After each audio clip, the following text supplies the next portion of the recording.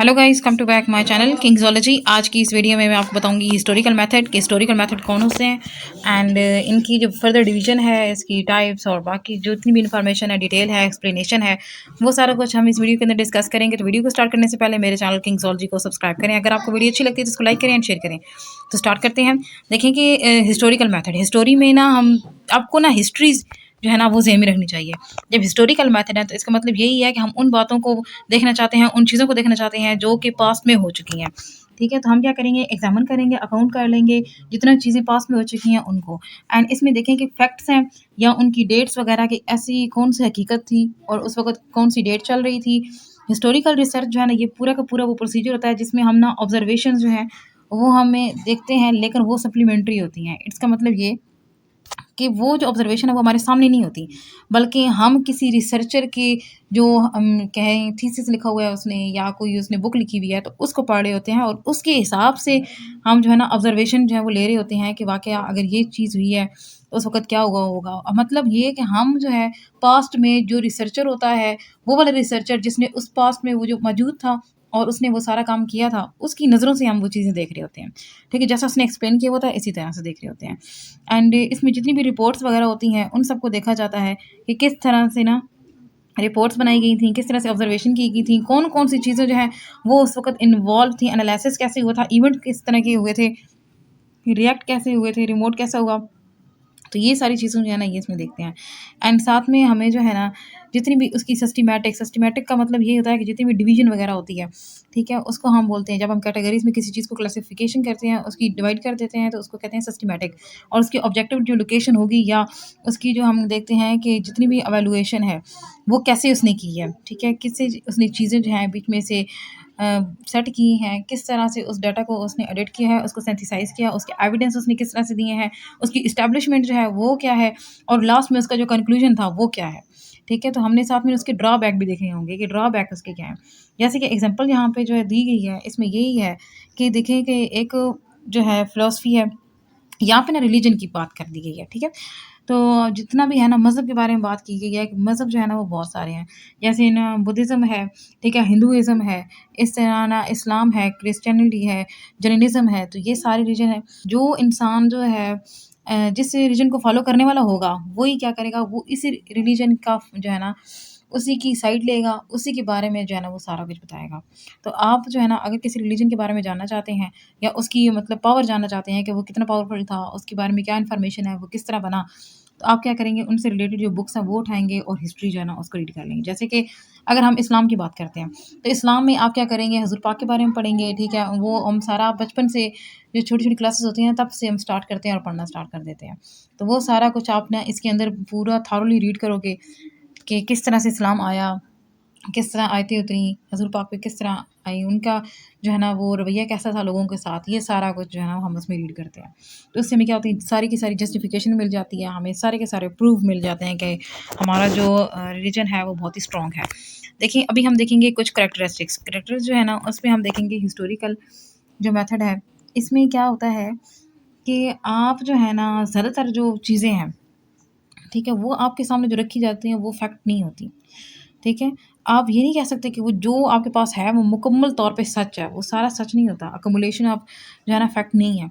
और जितना जो डाटा है वो भी आपके पास हो सकता है पूरा ना हो। हो सकता है उन्होंने कुछ अपने से ऐड कर दिया हो उसके अंदर। तो इस वजह से क्या होता है कि आपने ना एक से ज़्यादा जो है बुक्स रीड करनी होती हैं सेम इवेंट के बारे में। तो जब आप इवेंट्स के बारे में करोगे तो फिर आपको पास्ट इवेंट जो है ना उनके बारे में पता लगेगा। एंड इसमें आपने ना डेटा जो होता है उसको डिस्कवर करना होता है, बहुत सी डिटेल्स जो हैं वो आपने निकालनी होती हैं। और जितने भी हम कहते हैं कि एनालिटिकल जितने भी प्रोसीजर्स हैं वो आपको सारे के सारे यूज़ करने पड़ेंगे। तो अभी इसकी क्वालिटी जो है ना वो देखें कि पहली बात ये कि ये मुकम्मल तौर पे फैक्ट नहीं होता, ठीक है? सेकंड ये कि ये पास्ट में होता है तो हमें पास्ट की जो चीज़ें होती हैं ना वो पढ़नी पड़ती हैं, रिपोर्ट्स पढ़नी पड़ती हैं और उनमें वेरिएंट होते हैं। वेरिएंट का मतलब यही है कि चेंजेबल होती हैं। एंड उसमें क्या होगा, जितना भी डाटा होगा वो एनालिटिकली यूज़ हम कर सकते हैं, ठीक है? और उसकी ना लॉजिकल जो है जितनी भी हम बनाएँगे, ठीक है, इंट्रोडक्शंस वो बना सकते हैं, लेकिन उसके अलावा इसको इतना ख़ास कोई यूज़ नहीं कर सकते। बस ऐसा है कि हमें थोड़ा बहुत इवेंट का अंदाज़ा हो जाता है कैसे हुआ था, लेकिन उसकी जो बेसिक जितनी भी चीज़ें उसके अंदर हुई थी या जो कुछ हैपन हुआ था उसके बारे में हम प्रॉपर्ली नहीं कह सकते। और ना कहने की सबसे बड़ी वजह ये है कि हम पास्ट में मौजूद नहीं थे, बल्कि हम जो पास्ट देख रहे हैं वो हम उस बंदे की नज़र से देख रहे हैं जिसने वो बुक लिखी है। हो सकता है उसने कुछ चीज़ें चेंज की हों, अपने हिसाब से उसने कुछ थोड़ा बहुत ऐड कर दिया हो, थोड़ा-सा ओमिट कर दिया हो। देखें कि अब इसकी एग्जांपल है ना कि आप देखना चाहते हैं कि हिस्टोरिकल रिसर्च किस टाइप की थी, ठीक है? सोशल इश्यू पे हो सकती है, ठीक है? उसके ऊपर भी ना रिसर्च हो सकती है, या कोई स्पेसिफिक ना किसी इंडिविजुअल की ऊपर कर सकते हैं कि उसकी स्टडी कि वो इंडिविजुअल किस तरह से था, वो कोई पेशेंट भी हो सकता है, ठीक है? आपके सामने कोई इस तरह का पेशेंट आ गया जो बहुत ही अनोखा हो एंड फर्स्ट टाइम ऐसा कोई केस आया हो, तो उसके ऊपर जो रिसर्च कंडक्ट की गई है वो आप उठा के पढ़ सकते हो। इसके अलावा जो इंस्टीट्यूट होते हैं, ठीक है, एजुकेशनल, कि वो किस तरह से बने थे या उनको कौन-कौन सी जो है ना हार्डशिप्स फेस करनी पड़ी थी, तो वो सारा कुछ भी जो है ना इस चीज़ में आ जाता है। तो ये आपके अपने ऊपर डिपेंड करता है। ये एंड साथ में देखिए ना जितनी भी सोशल मूवमेंट चली थी, ठीक है, उस टाइम पे, तो वो भी हम इसके अंदर ना डिस्कस कर सकते हैं। अब बेसिक हमारा काम क्या होता है कि हम क्या करना चाहते हैं, ठीक है, एक्सप्लोर करना चाहते हैं। एक्सप्लोर करना चाहते हैं कि रिलेशनशिप क्या है, ठीक है, वो जो इवेंट हुआ था उसके दरमियान और जो डाटा सिंथेसाइज़ किया गया उसके दरमियान, और फिर हम उसके बारे में जो है ना अपनी जो राय होती है वो हम देना चाहते होते हैं, ठीक है, पास्ट में एक्चुअली में हुआ क्या था। अब यहाँ पे जैसे हम बिग बैंग थ्योरी होती है, ठीक है, आप देखो कि बिग बैंग थ्योरी मोस्टली हम पढ़ते हैं कि किस तरह से जो है ना अर्थ बनी है। तो बिग बैंग थ्योरी जो है उसके बारे में जो हम बात करते हैं, तो देखें कि अब वो पास्ट इवेंट है, ठीक है, वो किसी को भी नहीं पता, ठीक है, वो अर्थ के बनने से पहले का इवेंट है। इस वजह से जो है ना हम उसके बारे में कुछ नहीं कह सकते, बस ऐसा करते हैं कि थ्योरीज बनाते हैं उसके बारे में, जो ना जो जो प्रूफ हमें मिले हैं अर्थ से या बाकी जितने भी हम कहते हैं, ठीक है, तो उन सैटेलाइट्स वगैरह से ये जो-जो हमें प्रूफ मिले हैं, जो हम सन को देख के या बाकी जितने भी आते हैं, ठीक है, मार्स हो गया, प्लूटो, इन सबको देखने क्योंकि जुपिटर को देखते हुए हमें जो इवेंट पता लगते हैं, तो उसके अकॉर्डिंग हम कहते हैं कि अच्छा इस तरह बिग बैंग थ्योरी थी, इस तरह फिर वो सारी चीज़ें बिखर गई थी। मतलब ये हिस्ट्री है ना, ठीक है, तो इसके बारे में हमें इतना ज़्यादा नहीं पता, तो इसकी जो है ना रोज़ नई-नई थ्योरीज़ आ रही हैं, लेकिन सबसे जो मानने जाने वाली है वो यही है, बिग बैंग थ्योरी। अब ये साइंस से रिलेटेड थी, दैट्स व्हाई कि मैंने इसकी एग्ज़ाम्पल आपको दी है।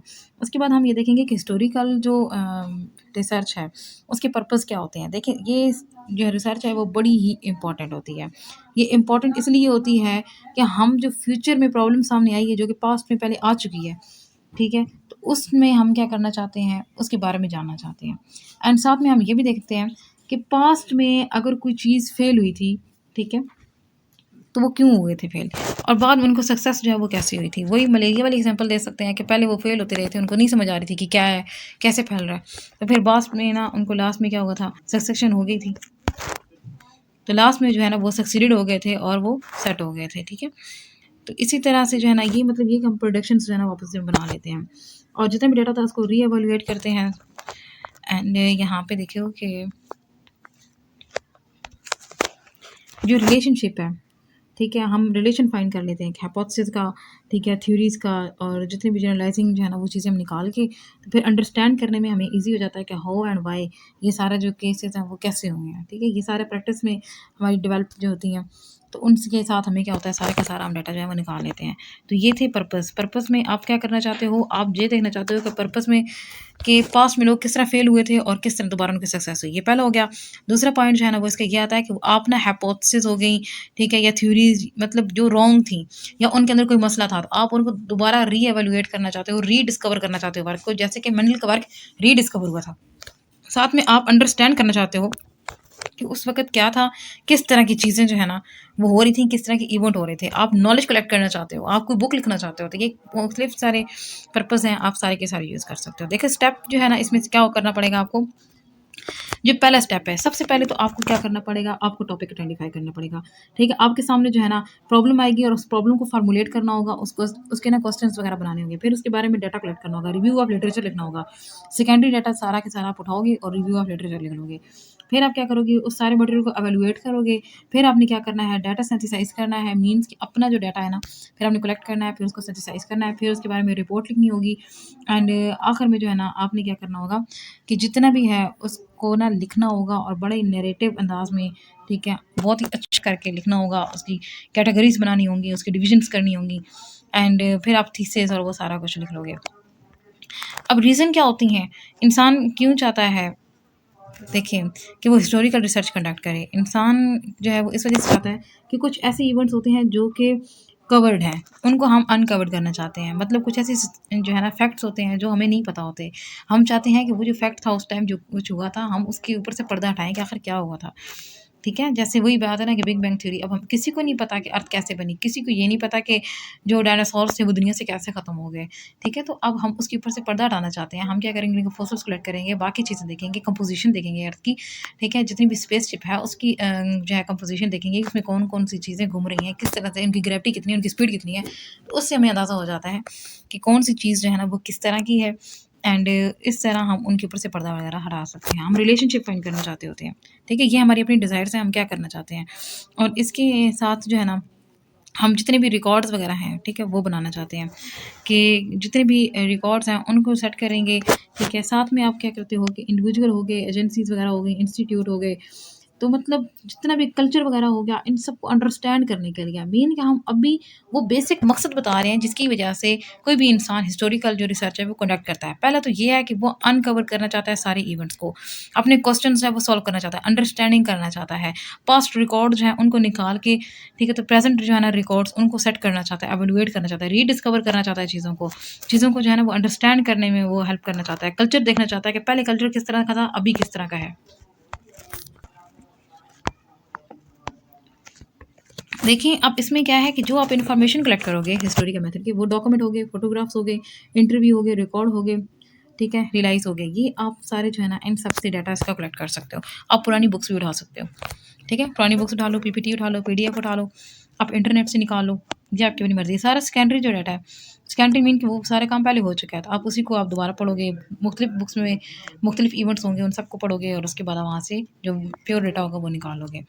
अब देखिए कि सोर्स क्या है कि प्राइमरीली अगर हम देखा जाए ना, तो जो सोर्स है, ठीक है, उनकी भी आगे से ना बड़ी क्लासिफिकेशन की गई है। एक प्राइमरी सोर्स होता है, एक सेकेंडरी सोर्स होता है।